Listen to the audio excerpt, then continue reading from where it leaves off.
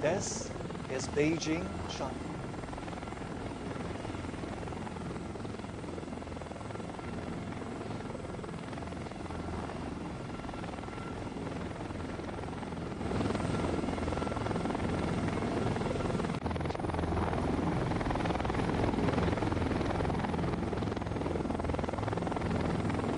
Axis and ancient buildings along it display distinctive symmetric features of Chinese architectural style. And in July last year, the central axis was described in the UNESCO list of World Heritage Sites.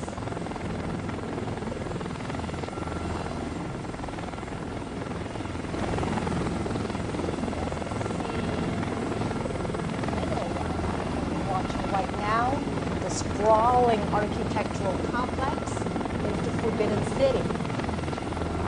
Right in front of this complex is the Tiananmen rostrum, the Tiananmen Square, and the Chang'an Avenue. This is the main venue, the main thoroughfare in Beijing. Today's commemoration is going to take place there in just a moment. And at this moment, along Chang'an Avenue, a show of military might. The commemoration marking the 80th anniversary of victory of the Chinese People's War of Resistance against Japanese aggression in the World Anti-Fascist War will take place at Tiananmen Square. It will include an inspection of troops. Xi Jinping, General Secretary of the Central Committee of the Communist Party of China, President of the People's Republic of China, and Chairman of the Central Military Commission will deliver an important speech. This is the first military parade since China entered a new journey of comprehensively advancing Chinese modernization. 45 formations and echelons are awaiting the inspection of the Commander-in-Chief of the People's Liberation Army. And here on Tiananmen Square, strength in unity is reflected in the decorations in and around the square.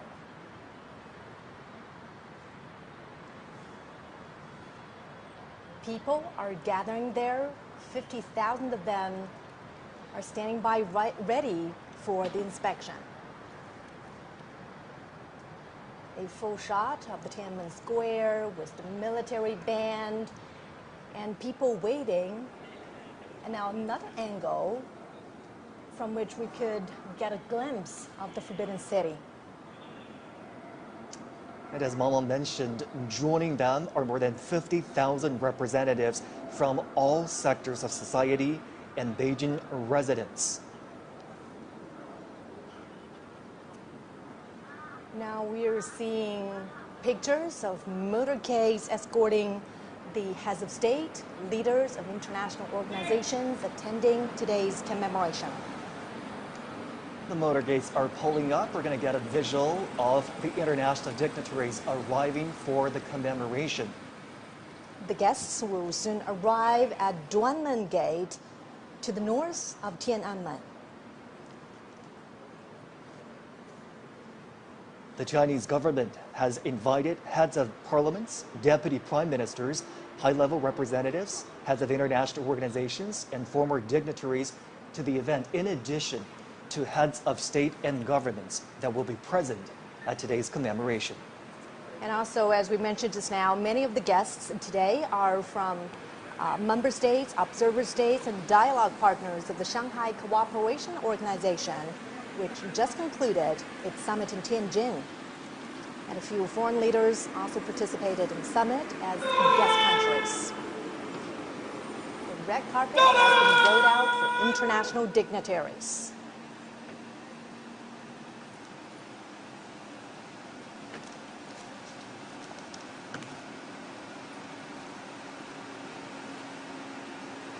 If you're just joining us now, international dignitaries are arriving at a red carpet rolled out for them at the Duanwu Gate. Now here comes Kamal Wazir, the presidential envoy of the Arab Republic of Egypt, and he's also the deputy prime minister of Egypt. Now a full shot of the Duanmen Gate, where international dignitaries are arriving for the commemoration that's going to take place in a little over an hour. Duanmen Gate is the first gate to the north of the Tiananmen rostrum. The south square of Duanmen, where important national ceremonies are held, is located between Duanmen Gate and Tiananmen. Now here comes Kamal al-Wazir, the presidential envoy of the Arab Republic of Egypt. He's also the deputy prime minister of Egypt. China and Egypt have been engaged in close interactions. The two established diplomatic relations in 1956. Next year marks the 70th anniversary of diplomatic ties. The two nations agreed to deepen their comprehensive strategic partnership last May. And bilateral trade reached over $17 billion in 2024. Now, as two nations with ancient civilizations, they're also increasing their exchanges. The next guest has arrived. He is Atanas Zafarov, Deputy Prime Minister of the Republic of Bulgaria and chairperson of the Bulgarian Socialist Party. He is now walking the red carpet from the north square of Duanmen Gate to the south square. China and Bulgaria have a deep traditional friendship. Bulgaria is the world's second country to establish diplomatic ties with the People's Republic of China. The two nations raised ties to a comprehensive, friendly, cooperative partnership in 2014 and to a strategic partnership in 2019. The strategic partnership has deepened between the two countries. Walking towards us is the Deputy Prime Minister of the Republic of Singapore, Gan Kim Yang. In 2023, China and Singapore established an all-round, high-quality, future-oriented partnership. Bilateral relations are stable and cooperation is extensive. During World War II, Japan invaded Singapore on February the 15th, 1942. The occupation lasted for 3 years and a half. Singapore has designated every February 15th as its Total Defense Day. It's a day when the nation commemorates its sacrifices during the war. On the red carpet now is Maria Fernanda Ley, President of the National Parliament of the Democratic Republic of Timor-Leste. China and Timor-Leste enjoy traditionally friendly relations. Timor-Leste announced its independence on May 20th, 2002. China established diplomatic relations with Timor-Leste on that same day. And in 2023, the two countries elevated bilateral ties to a comprehensive strategic partnership. They reached consensus on the overall direction to build a China-Timor-Leste community with a shared future in July last year. And this February, the first direct flight was launched between the two nations. Now comes Jorge Rodriguez, President of the National Assembly of the Bolivarian Republic of Venezuela. China and Venezuela are good partners that seek mutual trust and common development. The two nations enjoy an ironclad friendship. China and Venezuela elevated their ties to an all-weather strategic partnership in 2023. Both sides maintain frequent exchanges at all levels and have witnessed growing trade volume. Next is the acting president of the Republic of the Union of Myanmar, Min Aung Hlaing. China and Myanmar enjoy long-standing friendship. The two countries established diplomatic ties on June 8, 1950, and this year marks the 75th anniversary. The two countries have steadily advanced their friendly relations. They are actively building the China-Myanmar community with a shared future. During World War II, Chinese expeditionary forces fought Japanese aggressors in Myanmar, then known as Burma. They safeguarded the passage to southwestern China and supported the people of Myanmar in their fight for independence. And next is Speaker of the National Assembly of the Republic of Korea, Woo Won-sik, and his wife. China and South Korea are neighbors and cooperative partners. The two countries established diplomatic ties in 1992 and elevated relations to a strategic cooperative partnership in 2008. China is the largest trading partner of South Korea. South Korea is the second largest trading partner of China. The two countries have 228 pairs of sister provinces and cities. The Chinese people fought side by side with the Koreans to resist Japanese aggression and colonialism. The old site of the Provisional Government of the Republic of Korea has been preserved in China. Next is the President of the Republic of Maldives, Mohamed Muizzu.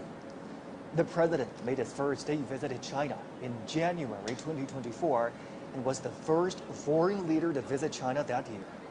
The two heads of state upgraded their relations to a comprehensive strategic cooperative partnership. Trade cooperation between the Maldives and China began in 1981. Since then, they have maintained good momentum, with tourism a significant part. Chinese tourists comprise the biggest share of Maldives' international tourism. They have expanded exchanges and cooperation in key sectors such as education, culture, and health. Now, Prime Minister of the Republic of Armenia, Nikol Pashinyan. Also accompanying him is his wife. China and Armenia have maintained healthy and stable momentum in bilateral ties since establishing diplomatic relations in 1992. Their ties were upgraded to a strategic partnership on August 31st, when Chinese President Xi met with Prime Minister Pashinyan in Tianjin. In 2024, bilateral trade rose 15% to $1.8 billion. In January 2020, their mutual free visa policy took effect. The two nations enhanced their connectivity by launching their first direct civilian flights in September 2024. Walking on the red carpet right now is the Prime Minister of the Slovak Republic, Robert Fico. In 2024, he paid a visit to China as the two sides celebrated the 75th anniversary of diplomatic ties. And during that visit, China and Slovakia elevated their relations to a strategic partnership. China and Slovakia have maintained a positive momentum in the development of their relations and steadily expanded their cooperation in various fields. Slovakia was a guest of honor in the fourth China Central and Eastern European Countries Expo in Zhejiang province this May.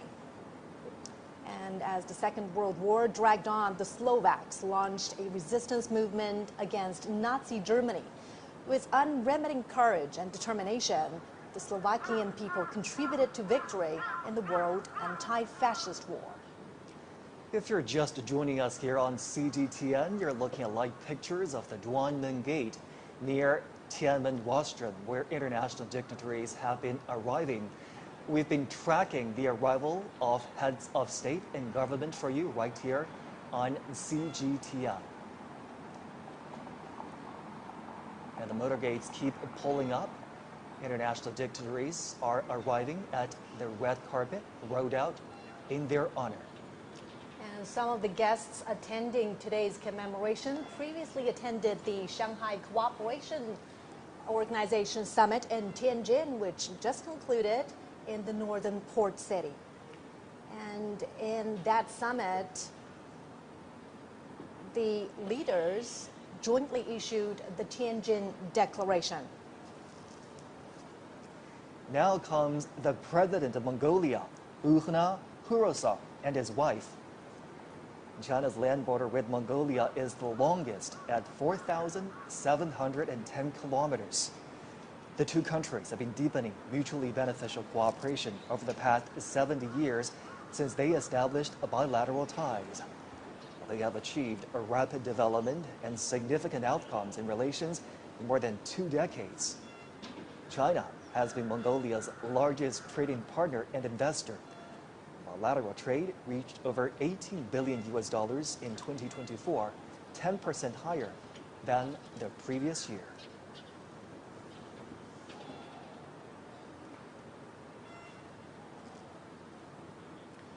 And this is the president of Turkmenistan, Serdar Berdimuhamedov.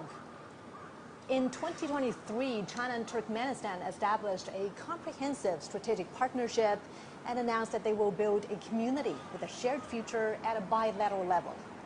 Trade volume has reached nearly $5 billion in the first half of this year. China and Turkmenistan have jointly built 3 gas pipelines connecting China and Central Asia. Cultural exchanges between these two countries are frequent. The Chinese language is taught in elementary and middle schools in Turkmenistan. On the red carpet now, our first Secretary of the Central Committee of the Communist Party of Cuba and President of the Republic of Cuba, Miguel Diaz-Canel, and his wife.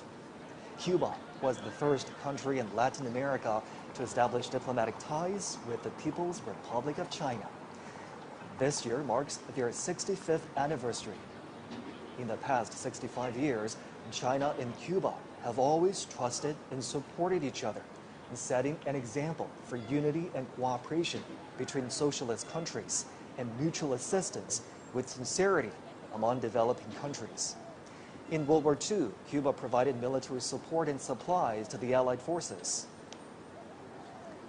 Now on the red carpet is President of the Kyrgyz Republic, Sadir Japarov. China and Kyrgyzstan are connected by mountains and rivers, and the two peoples are connected heart to heart. Their relations have seen great development in recent years. In 2023, the two countries established a new era all-round strategic partnership and announced the building of a China-Kyrgyzstan community with a shared future of good neighborliness and shared prosperity. China is Kyrgyzstan's largest trading partner. Bilateral trade in the first half of this year has increased by 53% from a year ago to over $14 billion.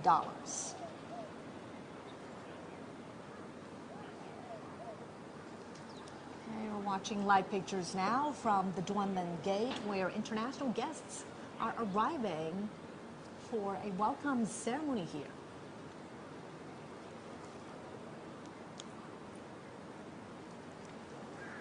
And now we are seeing pictures of the President of the Republic of Azerbaijan, Ilham Aliyev, and his wife.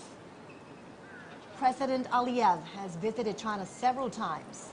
China-Azerbaijan ties have been close despite the long distance and have strengthened in recent years. The two countries have had close, high-level communications in recent years. This April, the two heads of state announced a comprehensive strategic partnership between China and Azerbaijan.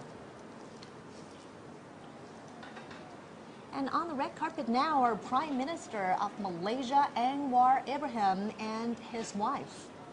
China and Malaysia have long-standing friendships. And of course, this friendship is born out of their long history, cultivated by cultural integration, strengthened in mutually beneficial cooperation, and forged in difficult times. In April, they agreed to build a high-level strategic China-Malaysia community with a shared future. During World War II, overseas Chinese in Malaysia launched a fundraising campaign for China's war of resistance against Japanese aggression. Over 1,000 Nanyang volunteer mechanics and drivers sacrificed their lives while transporting military supplies on the Yunnan-Burma highway to the front lines in China.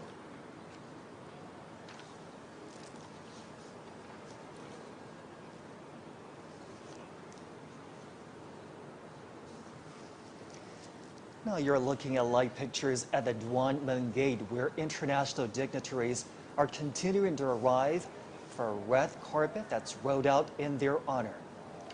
The Duanmen Gate is just north of the Tiananmen rostrum. On the red carpet now is Tomun Sisilev, General Secretary of the Lao People's Revolutionary Party Central Committee and the President of the Lao People's Democratic Republic. China and Laos have a long history of friendship. They're good neighbors and comrades. They have deepened exchanges and cooperation in fields such as politics, economy, military, culture, and health. They also coordinate and cooperate closely in regional and international affairs. Bilateral trade cooperation has expanded in recent years. China is Laos's biggest investor, second exporter, and second largest trading partner. The China-Laos Railway has earned the name of the Golden Passage due to record volume of passengers and freight.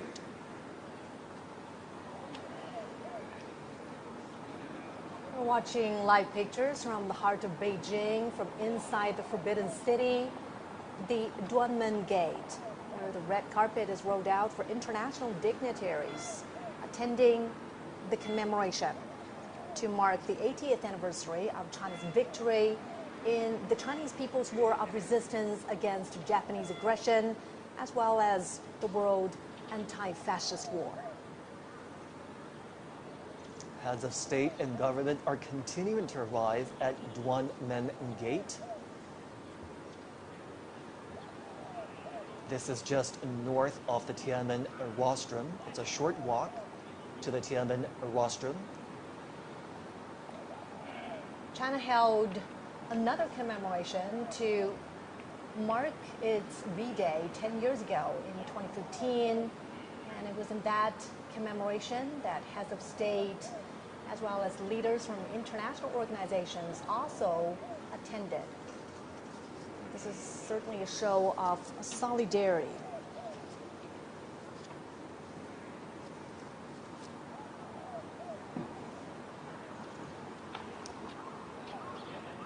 We're moments away now from the commemoration.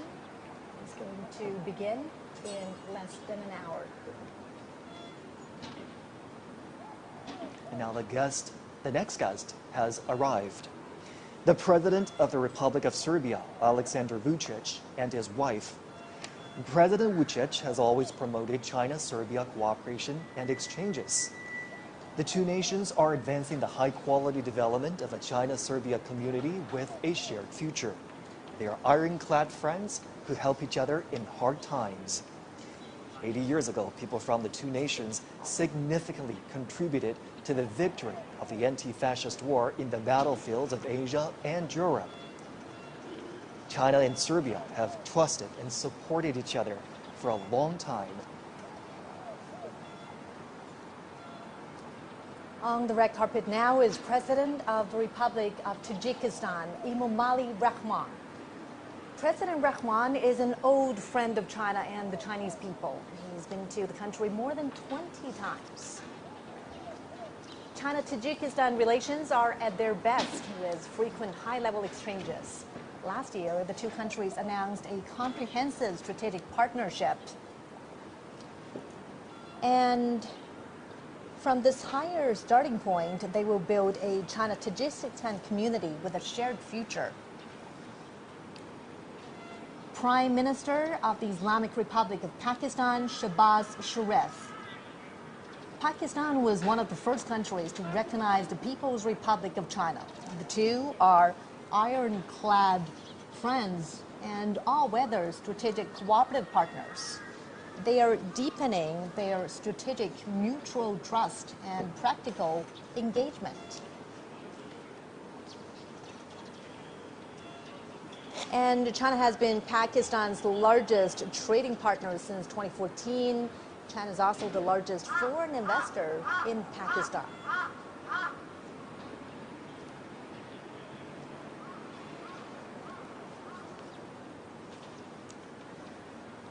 Next, the President of the Republic of Belarus, Alexander Lukashenko. This is Lukashenko's 16th visit to China. China and Belarus have treated each other with sincerity and trust. As all-weather, comprehensive strategic partners, the two have maintained close, high-level exchanges and achieved milestones in their expanded bilateral cooperation.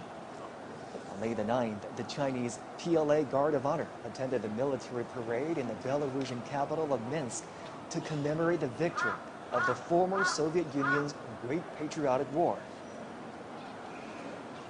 President of the Republic of Zimbabwe, Emerson Mnangagwa.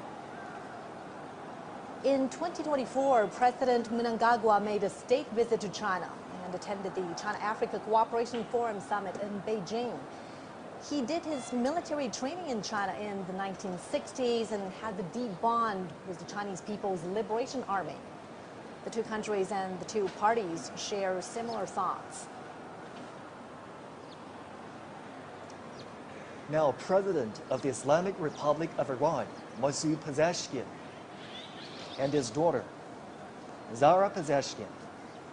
China and Iran have a long-standing friendship. In their 54 years of diplomatic ties, their relations have always been stable and healthy. In 2016, Chinese President Xi Jinping made a state visit to Iran. The two countries established a comprehensive strategic partnership.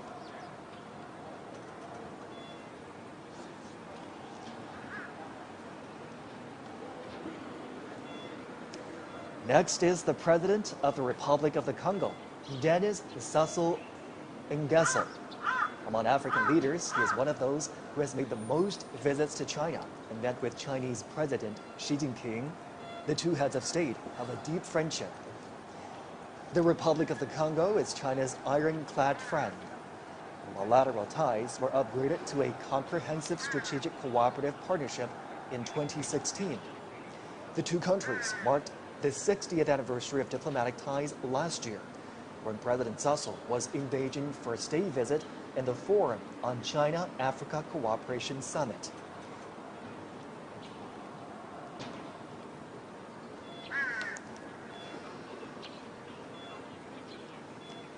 Next, the King of Cambodia, Norodom Sihamoni.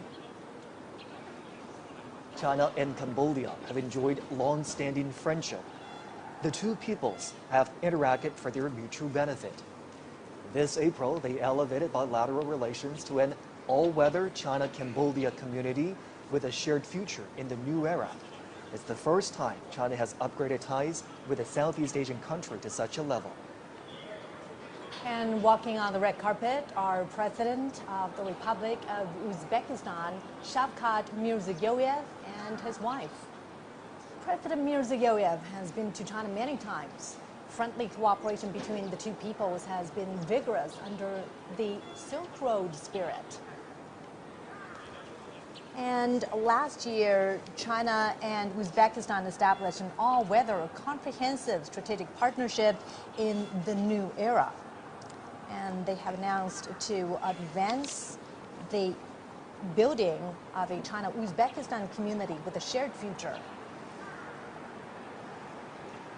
President of the Socialist Republic of Vietnam, Luong Quan. China and Vietnam share a long history. They are comrades and brothers. And the founding father of Vietnam, Ho Chi Minh, joined and supported the Chinese People's War of Resistance against Japanese aggression in places such as Yan'an, Guilin, Chongqing, and Kunming. This year is the 75th anniversary of their diplomatic ties. It's also a year of cultural exchanges between the two sides. China and Vietnam have deepened their relations in recent years with frequent visits and contact between the leaders of the two countries.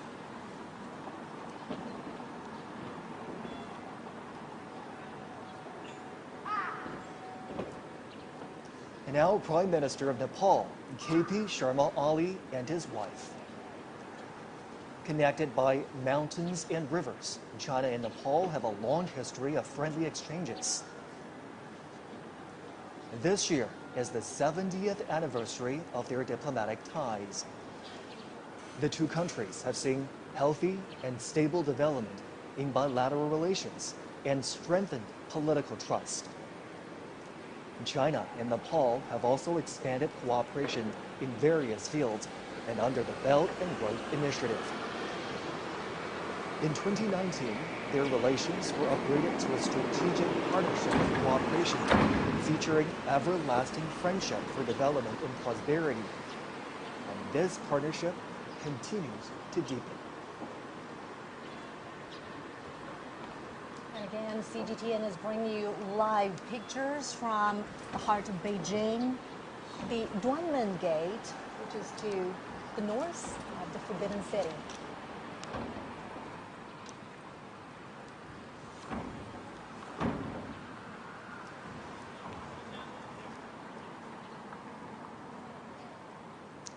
On the red carpet now, President of the Republic of Kazakhstan, Kassym-Jomart Tokayev.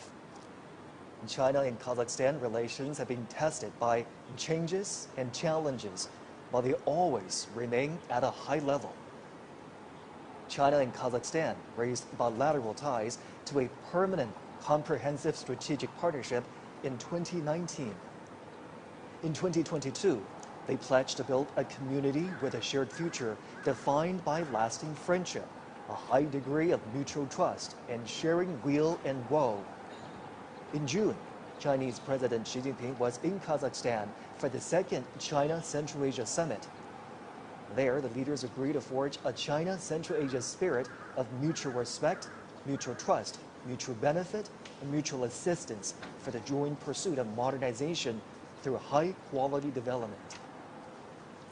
The two countries have achieved milestones in educational, cultural, scientific, and technological cooperation. The two countries have 26 pairs of sister provinces and cities. Beijing and Astana, their capitals, are sister cities. Next is the General Secretary of the Workers' Party of Korea and President of the State Affairs of the Democratic People's Republic of Korea, Kim Jong-un.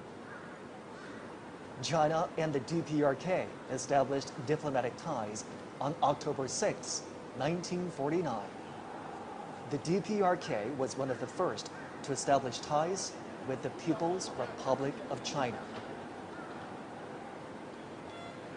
Linked by mountains and waters, China and the DPRK are friendly neighbors. This year also marks the 80th anniversary of Korea's liberation. The two peoples supported each other in hard times and through war. They jointly fought against Japanese aggression and made significant contributions to the World Anti-Fascist War and the cause of justice of humanity. The traditional friendship between the two countries was cemented by the old generations of their leaders. Their friendship, also forged in bloody and fiery revolutions, has developed in the process of their socialist construction and is priceless. In recent years, General Secretary Xi Jinping and General Secretary Kim Jong-un have maintained communication through various means. They lead and guide bilateral ties into a new historical phase.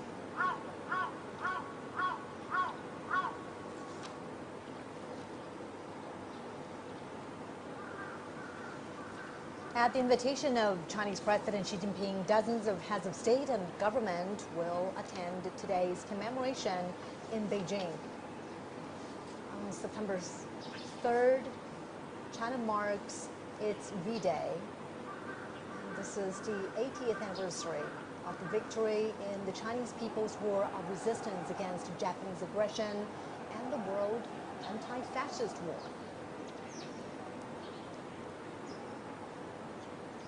Again, another look at the Duanmen Gate just north of the Tiananmen rostrum. The red carpet has rolled out to welcome the arrival of international dignitaries. We've been tracking the arrival of heads of state and government for you right here on CGTN. One by one, their motorcades pulled up, and the leaders arrive for the commemoration of the 80th anniversary of the victory of the Chinese People's War of Resistance against Japanese aggression and the World Anti-Fascist War. A commemoration ceremony and a grand military parade are going to take place on Tiananmen Square and along Chang'an Avenue in less than an hour. We have different teams of reporters covering this event for us. Obviously, the military parade will be the highlight of the day and the highlight of the commemoration. We do understand that new armaments and equipment will be shown in that military parade. They are domestically made, and also they are all active combat gear. And at this moment, the Tiananmen Square is decorated and ready for the commemoration. Troops and armaments, as we speak, are lining up along Chang'an Avenue. They're ready for the inspection of the Commander-in-Chief.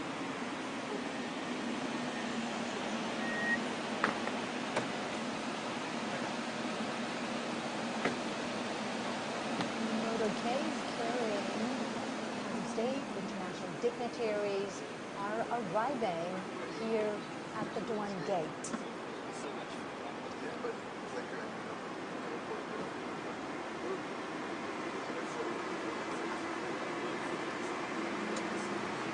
On the red carpet right now is President Prabowo Subianto of the Republic of Indonesia. He arrived early this morning, and China welcomes his arrival. He's here at the invitation of Chinese President Xi Jinping. Now, under the strategic guidance of the two heads of state, China and Indonesia have opened a new chapter of jointly building a community with a shared future. During World War II, Chinese people living in Indonesia donated money and supplies. Many of them returned to China to join the resistance and became heroes.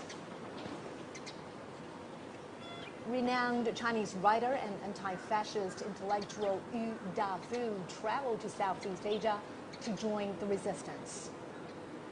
And he was killed in Sumatra, Indonesia. He wrote, "Our generation should sacrifice for the war of resistance." President Prabowo made a state visit to China soon after his presidential inauguration in 2024. China and Indonesia are traditional friends and neighbors.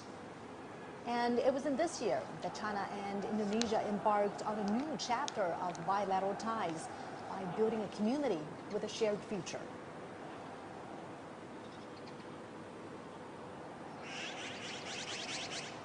International dignitaries are continuing to arrive at Duanmen Gate, just north of the Tiananmen rostrum in the heart of the Chinese capital. There, a red carpet has been rolled out in honor of the visiting dignitaries.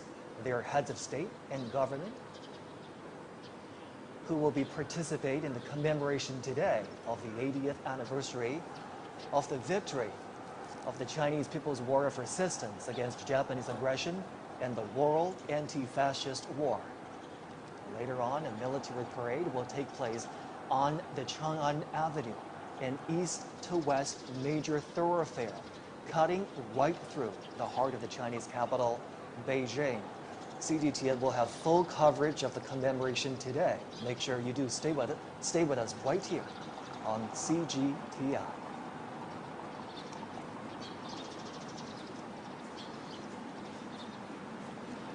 We've been tracking the arrival of international dignitaries right here on CGTN for you. They're now arriving at the Duanmen Gate, just north of the Tiananmen rostrum. A red carpet has been rolled out for them. That's right. And the Duanmen Gate is where this reception is taking place. We're seeing another limousine.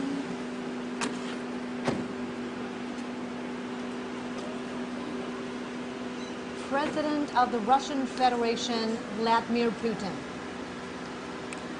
Putin has been to China many times since 2013, either for state visits or international conferences. Relations between China and Russia are at their historical best. Their ties are characterized by long-term friendly good neighborliness and mutually beneficial win-win cooperation. In the new era, China-Russia relations are more self-confident, firm, and resilient. From May 7th to 10th, President Xi Jinping made a state visit to Russia and attended commemorations in Moscow of the 80th anniversary of the victory of the Soviet Union's Great Patriotic War. In World War II, China was the main battlefield in Asia, and the Soviet Union was the main battlefield in Europe. They were central to resistance and combat against Japanese militarism in Nazi Germany. They made decisive contributions to victory in the world anti-fascist war. China and Russia are expanding mutually beneficial cooperation in all aspects. Bilateral trade has reached a high of over $244 billion last year. And China and Russia have active cultural exchanges and close cooperation at local levels. They have 168 pairs of sister provinces and cities, and there are also dozens of provincial-level economic partnerships.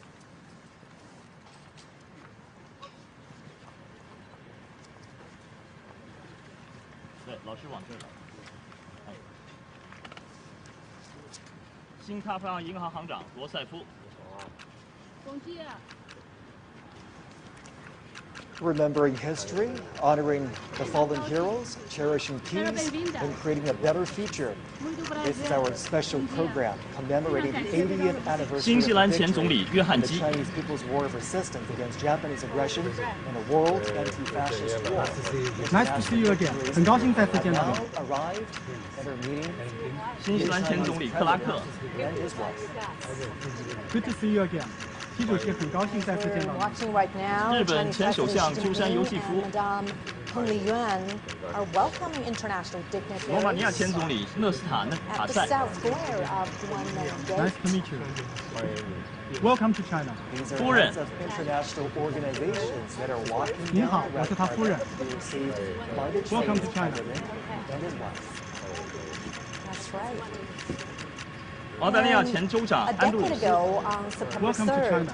it was also 我来自澳大利 here 亚。 where Chinese 联合 President 国 Xi 副秘书长 Jinping 李 and 君 his 华 wife, Madame Peng Liyuan, welcomed 联合国 international 粮农 guests 总干事 in 屈冬玉 commemoration of the 70th anniversary of the 上合 victory 秘 of 书 the 长 Chinese people's war of 经理 resistance 巡行长 against Japanese aggression 亚信秘书长 and anti-fascist war. 上合反恐机构主任吉安条约组织秘书长独联体秘书长欧亚经济委员会执行委员会主任 Many of the 希腊前 guests 总理帕潘德里欧 today 意大利前总理达莱马 Shanghai 瑞士前总理毛雷尔 Tianjin. 比利时前首相莱特姆 匈牙利外长 That's 西 right. 亚 And 尔多 President Xi says 尼加拉瓜顾问 SCO is a 主席您好，劳雷很高亚诺兴见到你。 world peace and development. It is the first 孟加拉 grouping 国临时政府国家安全顾问 the vision of global governance. 早上好。文莱 Featuring 皇家武装部 extensive 队司令 consultation and joint contribution for shared benefit and 巴 an 西 effort 政府 to 代表大 practice 使高旺 true multilateralism. 巴西总统首席 He 特别 also 顾问 said 阿莫 the 林 SCO always stands on the side of international 土耳其 fairness 总统代表外 and 长费 justice, 丹 champions inclusiveness and mutual Good morning. learning 土耳其总统代表 in 能源部 civilizations 长 and opposes Welcome to hegemonism. 埃及副总理新加坡副总理严金勇 And also at that Tianjin summit, President Xi 委内瑞拉全国 proposed 代 a 表大会 global 主席罗德里格 governance 斯 initiative. 保加利亚副总 He 理 calls 扎 on 菲罗夫 members to adhere to sovereign Welcome. equality, 我来自保 abide 加利 by 亚，很高兴见到 international 东 你。rule of law, practice 东帝汶议 multilateralism, 长费尔南达 advocate the people-centered approach, 韩国国会 focus 议长 on 宇元 taking 直 real actions.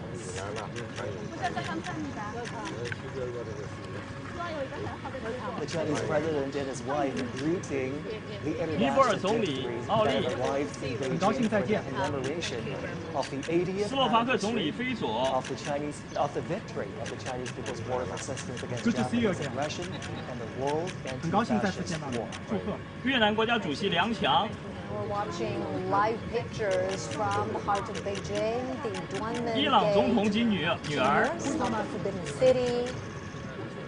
Dozens 米昂莱代总统 state leaders of international organizations 阿塞拜疆总统和夫人 on the red carpet. In about half an 马尔代 hour, 夫总统 the commemoration ceremony Welcome will to China. begin 很高兴再次见到您。武契奇总统和夫人。 As part of this commemoration, a grand military parade will also take place. 蒙古总统和夫人。 Troops are standing by ready along Chang'an Avenue as we speak. 津巴布韦总统姆南加古瓦。 Welcome to China，很高兴再次见到您。刚果布总统萨苏。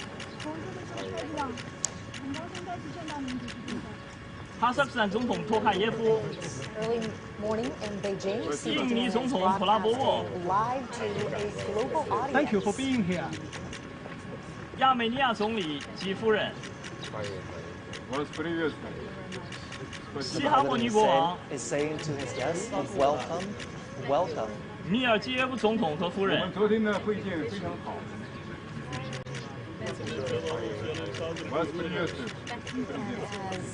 卢卡申科总统。 International guests are arriving. Later on, they will pose for a group 拉 photo. 赫蒙总统。 And here's what we know about the commemoration that will 扎帕罗夫 happen 总 later 统。 today. The Chinese president will deliver an 米尔 important 德穆哈梅 speech 多夫总 after the 统。 commemoration. 通伦 And the 总统。 commemoration includes a massive military 很 parade, 高兴再次见到您。 which is composed of Welcome two to China. parts, the inspection of the troops and the march past, lasting approximately 70 minutes. Welcome to China. 总书记。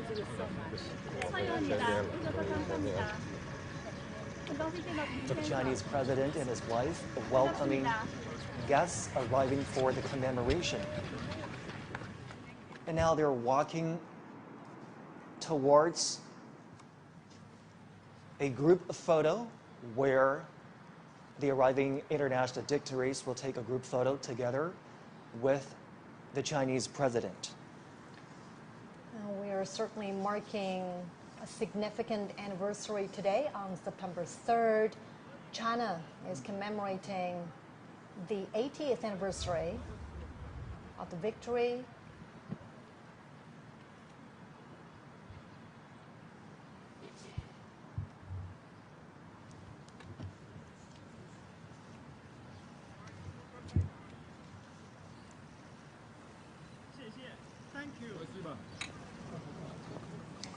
This gathering today in commemoration of the victory also heralds a new beginning for all countries to work together to create a harmonious world and safeguard global peace.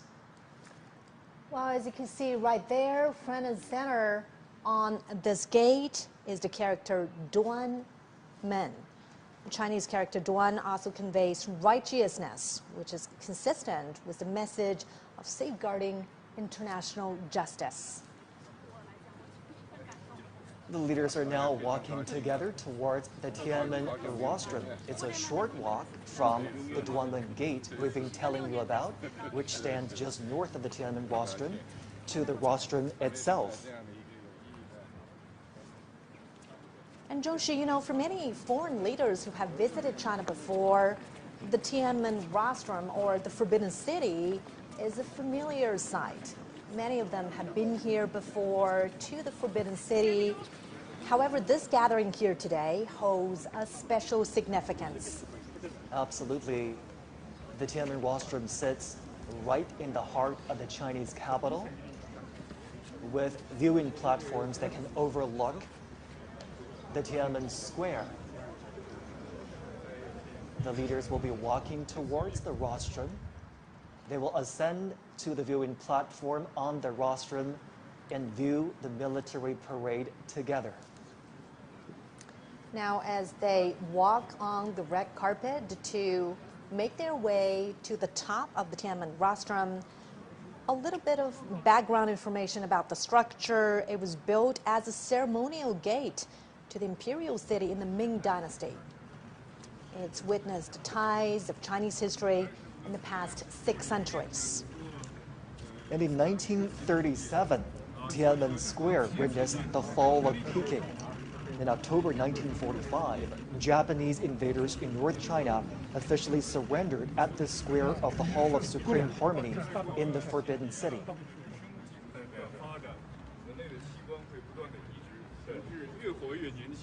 Today's commemoration is certainly a big national event, a military event as well, as troops and armaments are standing by ready for the inspection. It is also a significant diplomatic event, as heads of state, leaders of international organizations are convening here to review the commemoration and the parade. The leaders are making full use of this time as they walk together to the Tiananmen rostrum, engaging in friendly chit-chat and conversations. And today, the Tiananmen rostrum, steeped in the depths of history, will again witness new glory.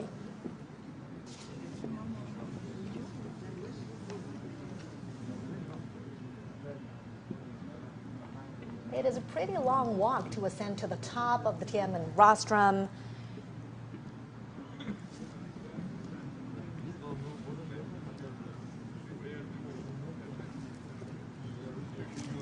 Decades ago, World War II ended with over 100 million casualties among soldiers and civilians worldwide. Chinese casualties were more than 35 million. And today is about commemorating the victory in that war, in the Chinese People's War of Resistance against Japanese aggression, as well as the World Anti-Fascist War. And now the leaders are arriving at that expansive viewing platform up on the Tiananmen rostrum.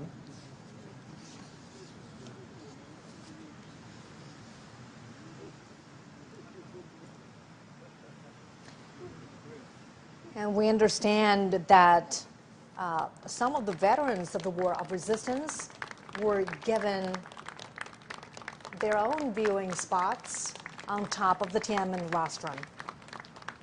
Crowds are welcoming China's top leader, as well as international dignitaries. We are seeing veterans sitting there,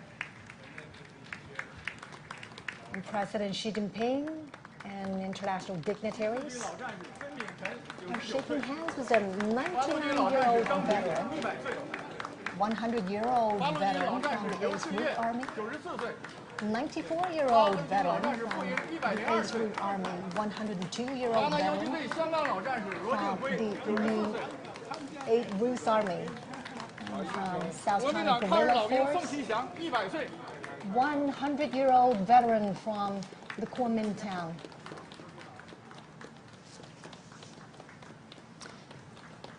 And during the fight against the Japanese aggression, the Chinese people established a national united front to safeguard their homeland. Obviously, the Chinese president was very pleased to see the veterans present up on the Tiananmen rostrum. He even introduced the veterans to his guests there, shaking hands with the veterans, greeting them, welcoming them to this very important commemoration. And the veterans represent the legacies of this long-fought war. And their spirit of resilience, of peace, of perseverance still echo on every inch of China's soil now. It's certainly a very heartwarming scene there to have the veterans seated up on the Tiananmen rostrum. They are the real heroes and role models, and they motivate us to keep pushing forward. The victory of the Chinese People's War of Resistance against Japanese aggression is a glory shared by the Chinese nation and also people worldwide who stand for justice. Professor Gao, Mr. Zhou, let's bring you in for this part. Obviously, the veterans are seated, out there on the Tiananmen rostrum so that they have an opportunity to participate in the commemoration today. What do you make of that arrangement, Professor Gao? Well, I think this is really the right thing to do because they fought against the Japanese aggressors. They shed their blood, and they have always been honored by the People's Republic, by the Chinese people, and now they are in the center of this reviewing process of the parade to commemorate the 80th year anniversary of the victory against Japanese aggression. And I think we all hail them as the real heroes defending China's sovereignty and territorial integrity, and fighting off the Japanese aggressors. Real heroes and real witnesses, not only to the atrocities of the war, but more importantly to the final victory. And we're so happy that they get to see the commemoration today. Mr. Zhou, your thoughts? Well, I think I can't agree more with Victor Gao about the importance of having these veterans standing on Tiananmen Square. I think it's rare, you know. It won't be easy for us to see these people right now because they're all very old people, but they're still alive, but they can still see how strong China is today, in which they have made their due and a great contribution. So I think that is indeed a great honor for them to be there and for us to see them there. Now, many of these veterans fought under extremely harsh conditions: poverty, famine, the lack of military resources. What does their perseverance teach us about the spirits of, resilience and courage? And, besides honoring them in events like this, what more could we do, Professor Gao, to really weave their legacies more into everyday life? I think these veterans 80 years ago, or more than 80 years ago, fought against Japanese aggressors not only as soldiers, but they were true representatives of the Chinese nation, true representative of the Chinese culture and the Chinese civilization. In their bodies, I can see the most splendid and the glorious part of the Chinese civilization. So they became the epitome of the Chinese nation. They became the epitome of the Chinese civilization. And by shedding blood for their own motherland, by fighting off foreign aggressors, they set an example for the future generation. So now we honor them as our national hero, and the younger generation draw inspiration from these veterans and learn lessons from them, and we become redoubled in our commitment to defending peace and defending China and defending the Chinese culture and ultimately the Chinese civilization.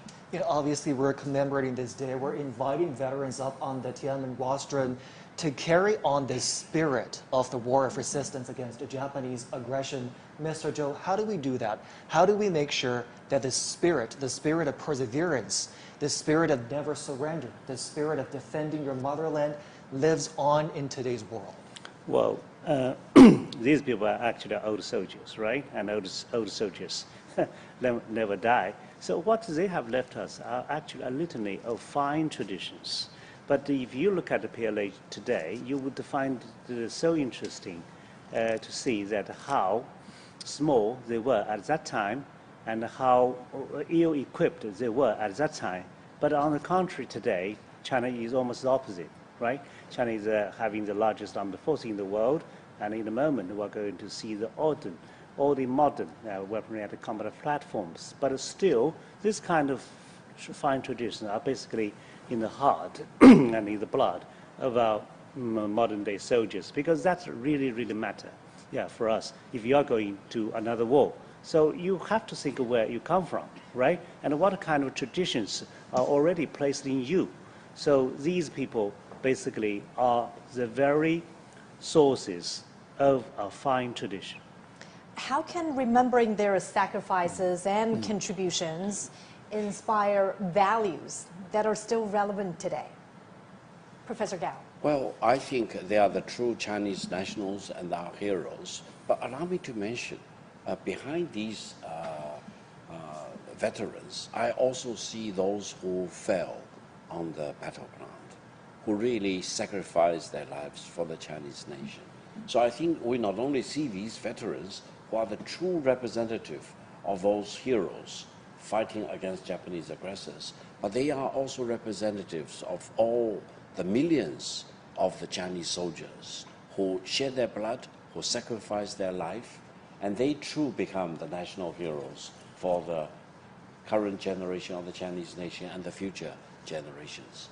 And I think by honoring them, we honor ourselves, we honor our national history and our Chinese civilization, and we honor peace. That is the most important thing.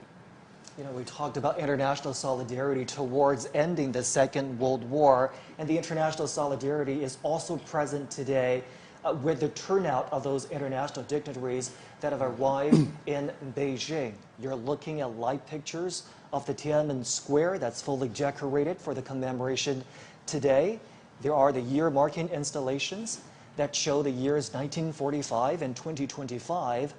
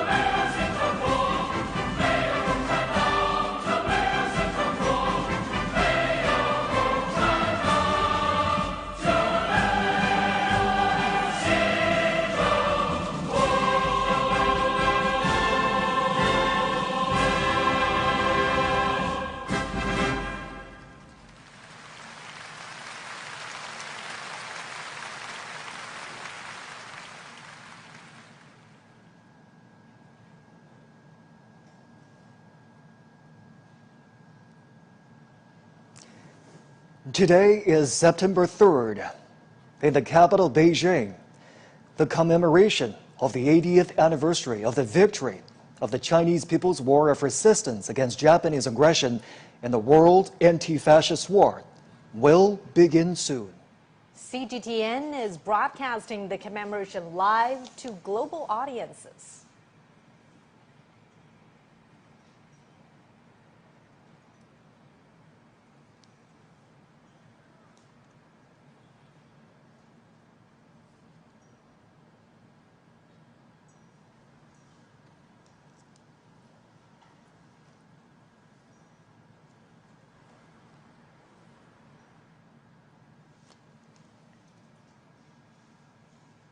We're now watching live pictures from the Tiananmen Square. The commemoration is going to begin in just a moment.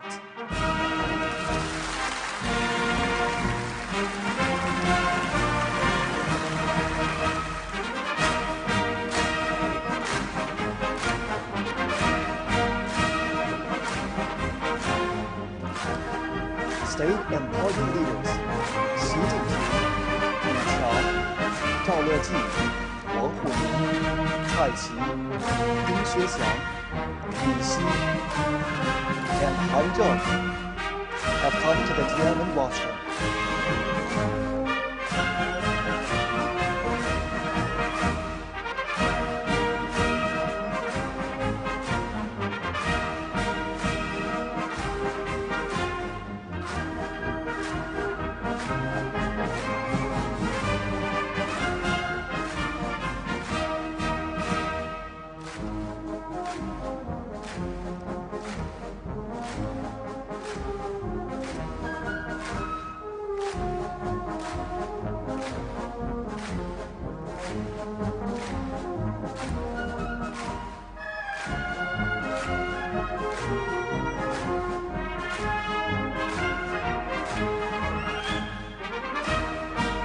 Dozens of foreign politicians and dignitaries attend the ceremony at the invitation.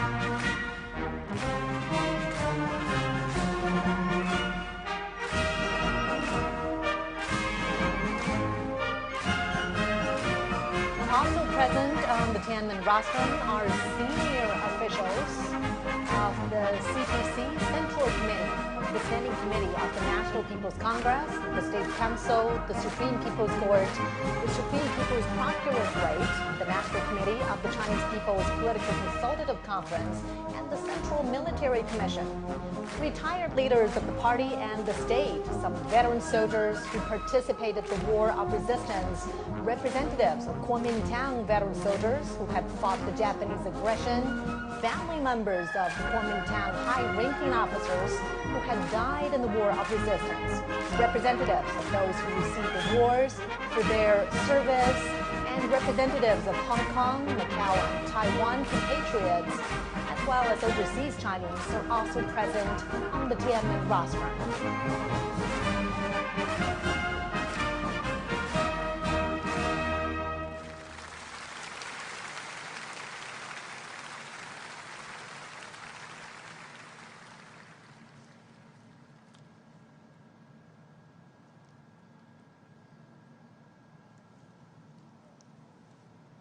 And we could see the obelisk, the monument to the people's heroes.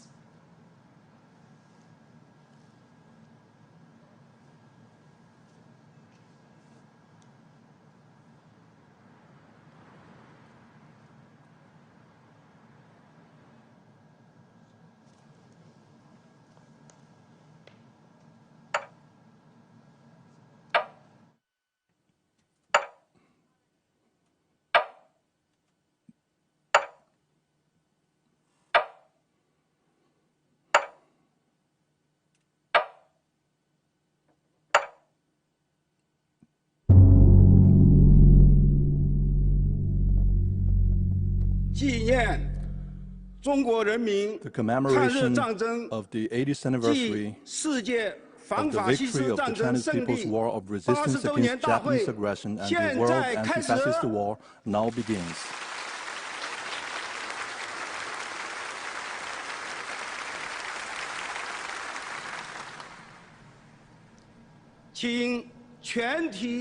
Please all rise and stand at attention. Fire the gun salute.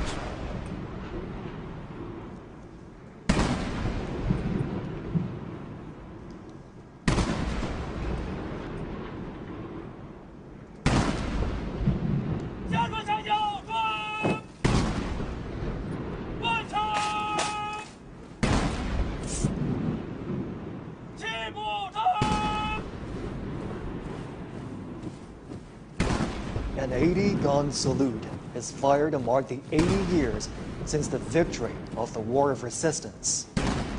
The thunder of guns resembles roars of soldiers on the battleground. It is also like a song of triumph, transcending the time and space to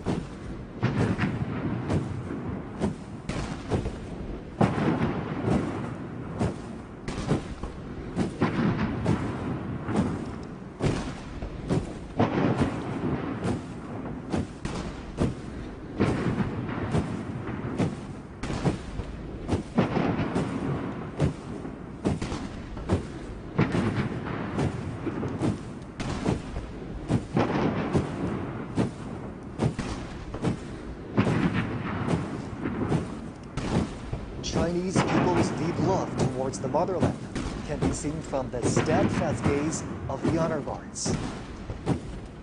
When their patriotism erupts like a volcano, there will be no insurmountable hurdles or unachievable feats for them.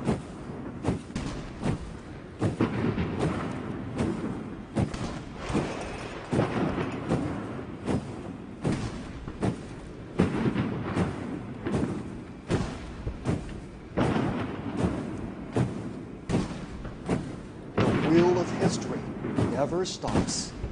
Under the strong leadership of the Communist Party of China, the Chinese nation, with a firm grip on its own destiny, is marching forward staunchly and proudly.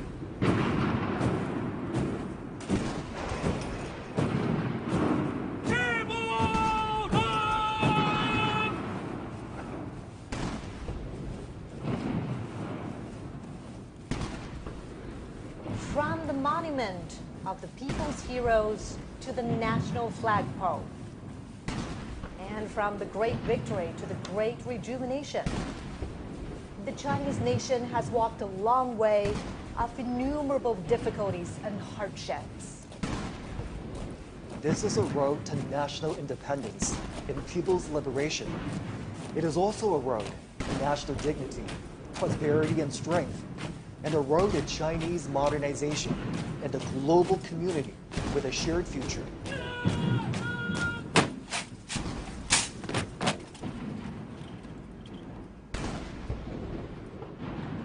The national anthem, March of the Volunteers, which was born during wartime, will soon be played. It was written in 1935 in the early years of the war against Japanese aggression.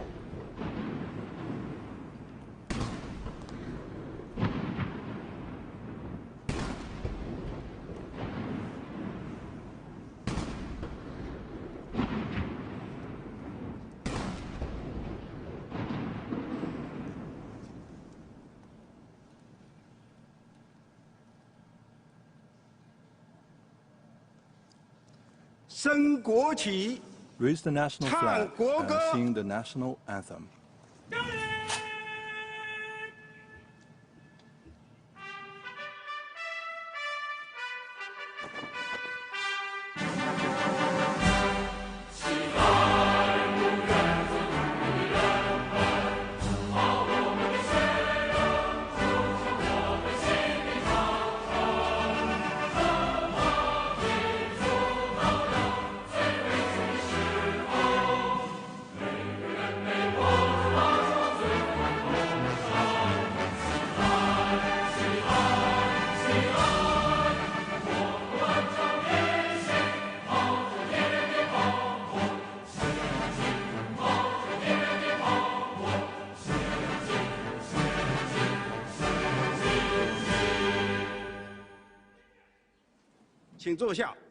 Please be seated.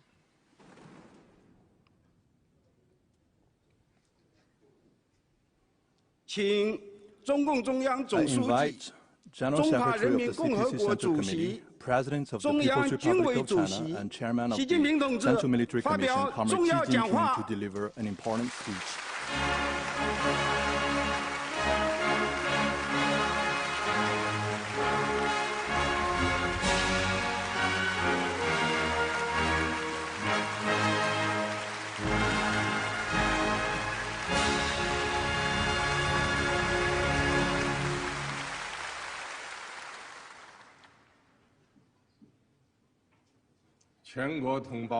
All my fellow Chinese across the nation, Your Excellencies, heads of state and government, and representatives of international organizations,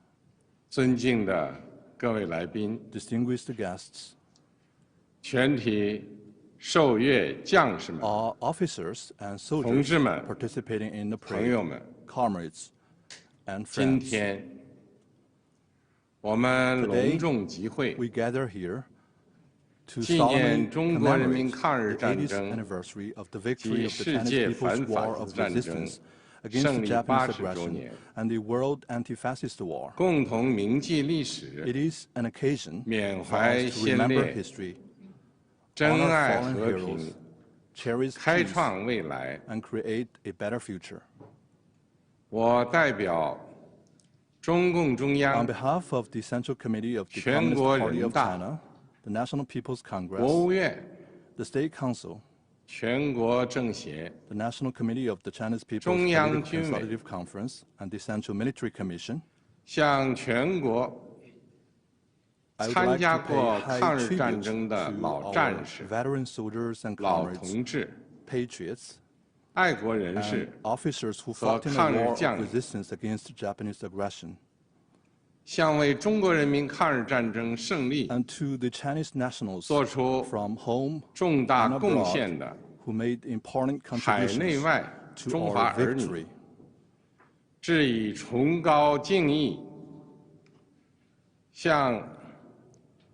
I would also like to express my sincere thanks to foreign governments and friends that supported and assisted the Chinese people in resisting aggression. I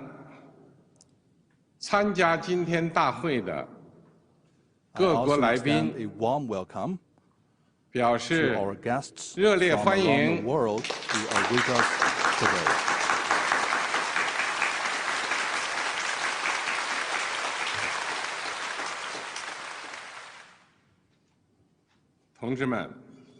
Comrades and friends, the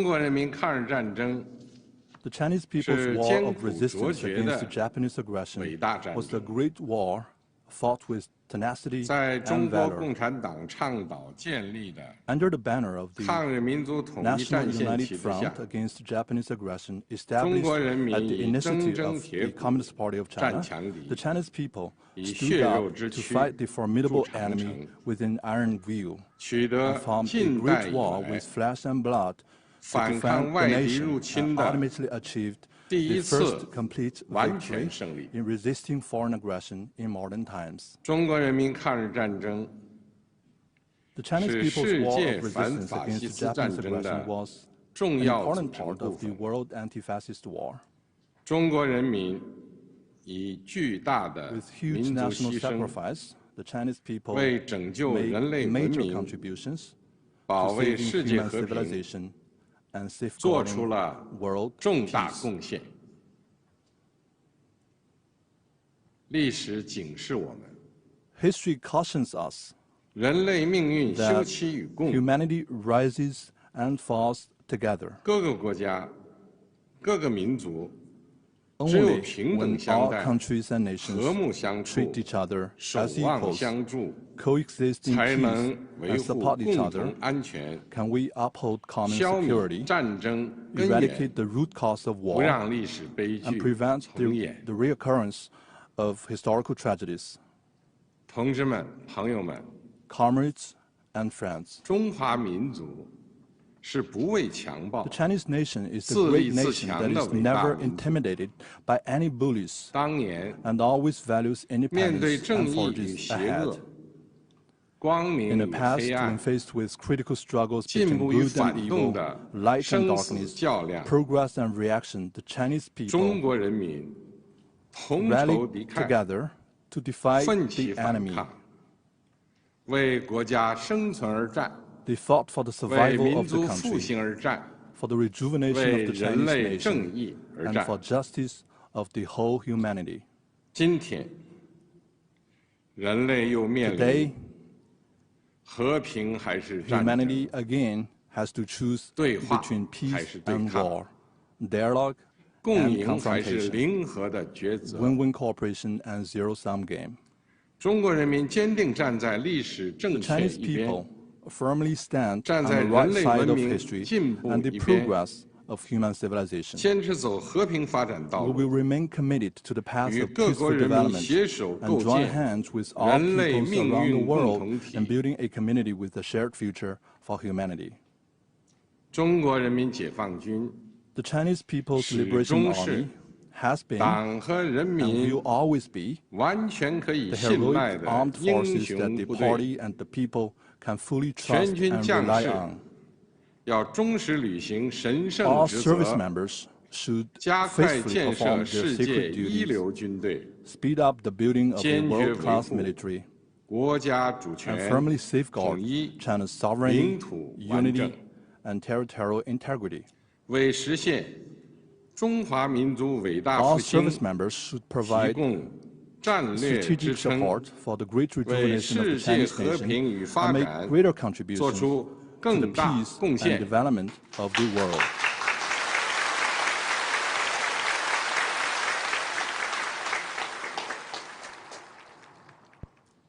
历史承载过去， History 也 carries 启 the 迪未 legacy 来 of。the past and inspires the future. 新时代新征程， On a new journey in a 全 new 国各族 era, 人民 the Chinese people 要在中国 of 共 all 产党 ethnic 坚 groups 强领导 should, 下， under the strong leadership of the Communist Party of 坚 China, 持马克思列宁主 follow 义、 Marxism, Leninism, 毛泽东 Mao 思 Zedong 想、 thought, 邓小平 Deng 理论、 Xiaoping theory, 三个代表重要思 the 想、 theory of three represents, 科学发展观 and the scientific outlook, and 全面 development, 贯彻新时代 and fully 中国 implement 特 the 色， thoughts on 社会 socialism 主义思 with 想， Chinese characteristics for the new era. 坚定不移走中国特色 We 社 should 会主义 stay 道 firmly 路 on，the path of socialism with 传 Chinese 承和弘 characteristics 扬 and carry 伟 forward 大 the 抗 great 战精 spirit 神， of the war of 脱 resistance. 力奋发， We should press 勇 ahead 毅 with 前行， enterprise and resolve, 为 and 中国式 advance 现 in 代 unity 化 the cause of building 全面 China 推 into 进 a great 强 country 国建 on 设 all fronts 民 and 族 realizing great 复兴 national 伟业 rejuvenation 而 through 团 China's 结奋 modernization. 斗。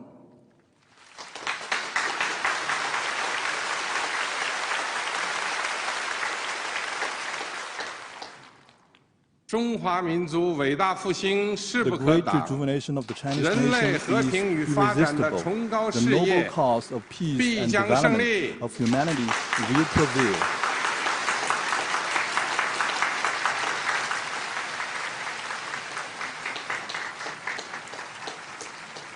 阅兵开始。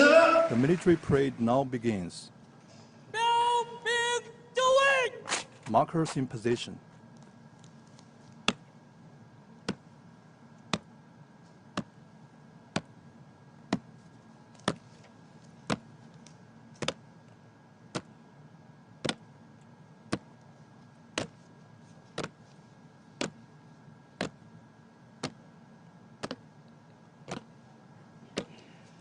The parade guards mark positions and boundaries at the parade ground. 60 soldiers will line up in front of the eastern and western ornament columns on the Tiananmen Square.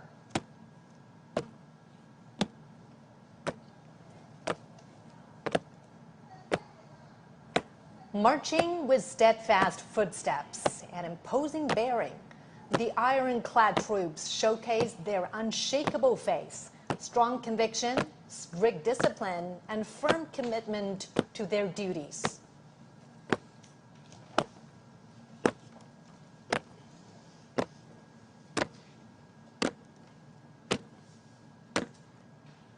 Standing firm on the ground of the motherland and bearing the hope of the Chinese nation, the heroic People's Liberation Army has forged ahead dauntlessly throughout wars, achieving great historic feats for the party and the people.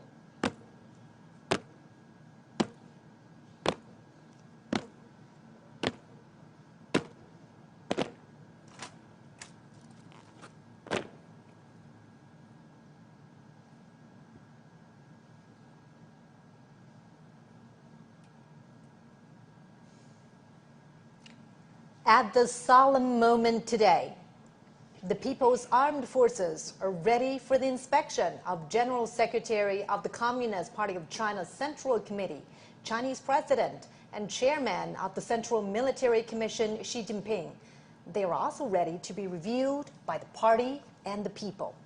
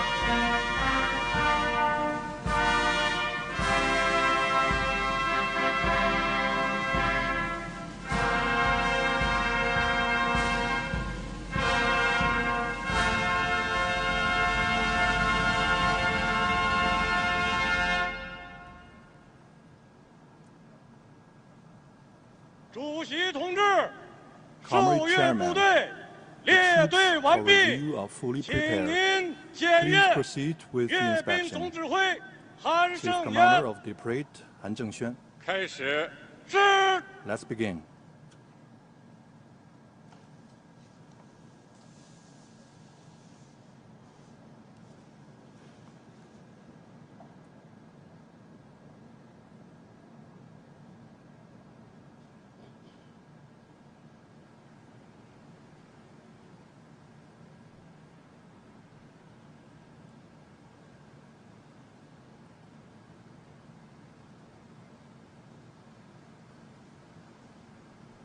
Next, President Xi will pay an eye salute to the party, national and military flags.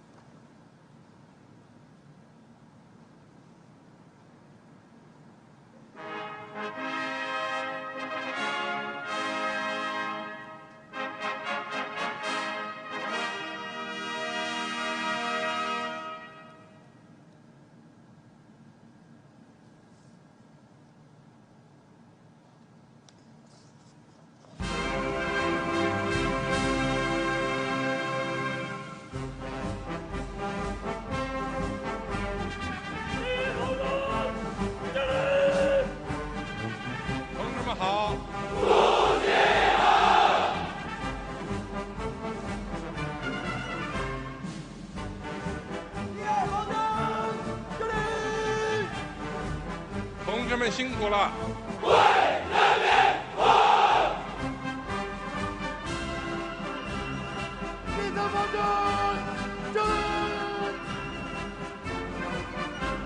同志们好！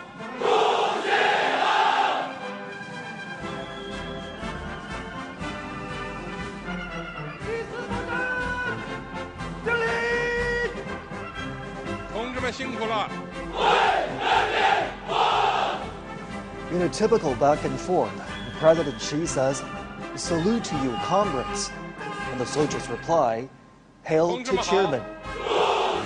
The president then says, "Comrades, thank you for your hard work."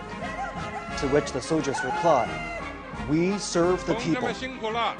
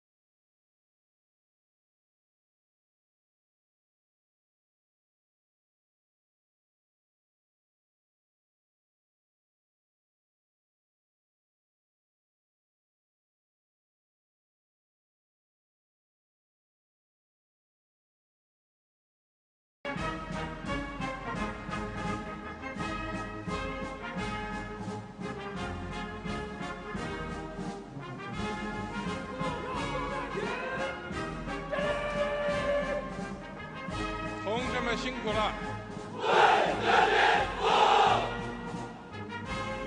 As you could hear right there, the phrase "serve the people" was written into the party constitution at the 7th National Congress of the Communist Party of China in 1945. Serving the people wholeheartedly was established as As President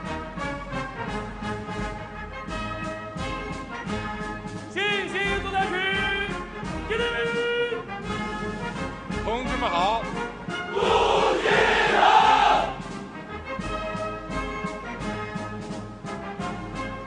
The PLA views itself not only as the defender of national sovereignty, but as an integral part of society with a direct responsibility to safeguard people's well-being. In peacetime, the Chinese military participates in missions that serve the people's interests, such as disaster relief. And all this has earned them the title of the most beloved people in China.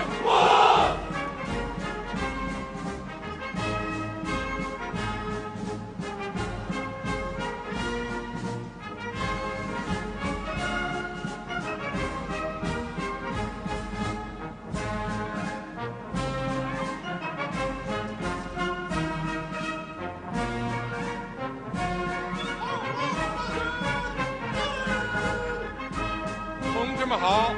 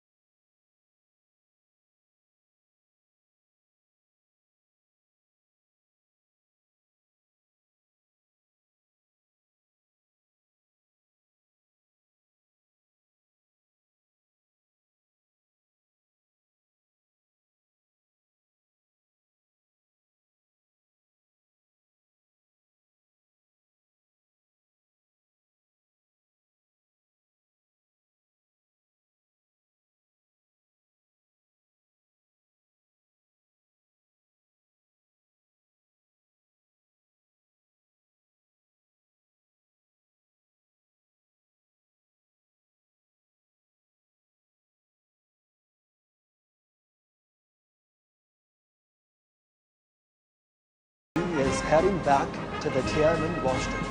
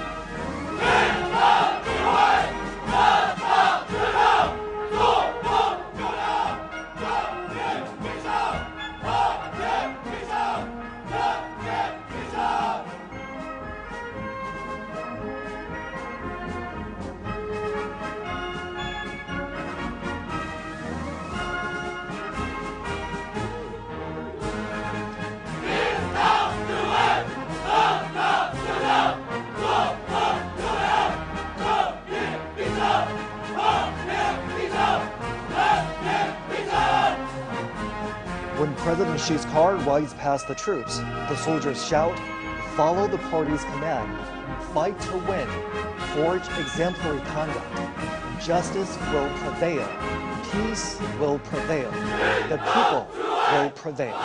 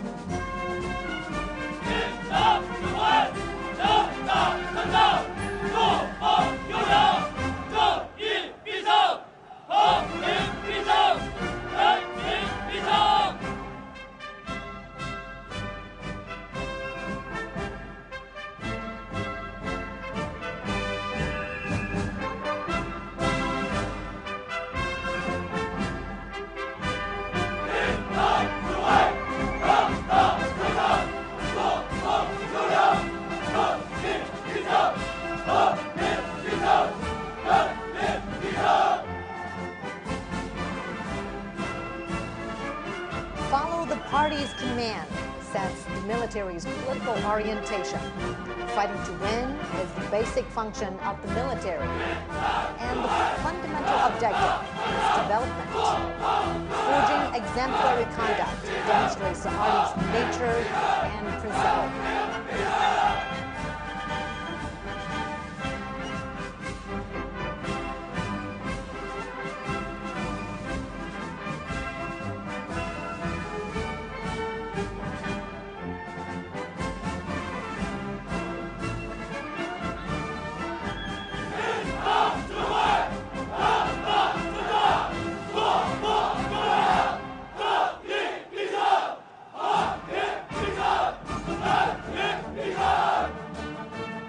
Justice will prevail, peace will prevail, the people will prevail.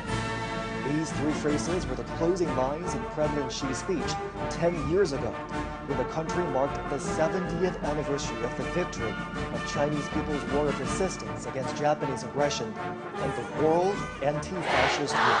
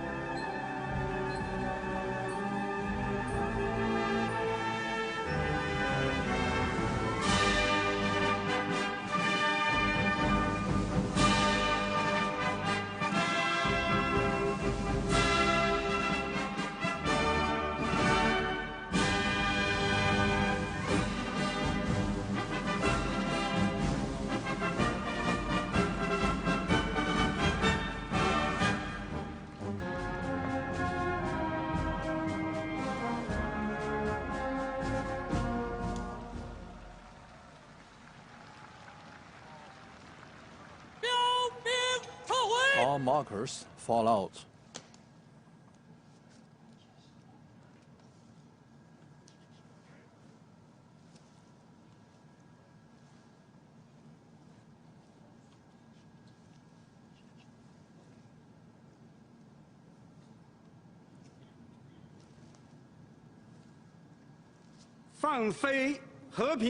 Release the peace staffs.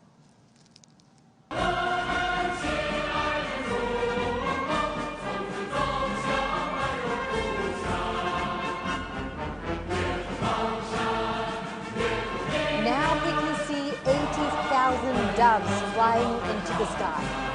Let's honor our heroes, uphold justice, and safeguard peace.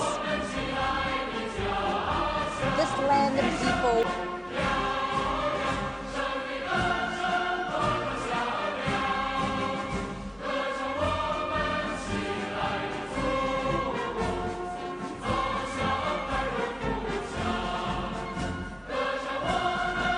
has now concluded.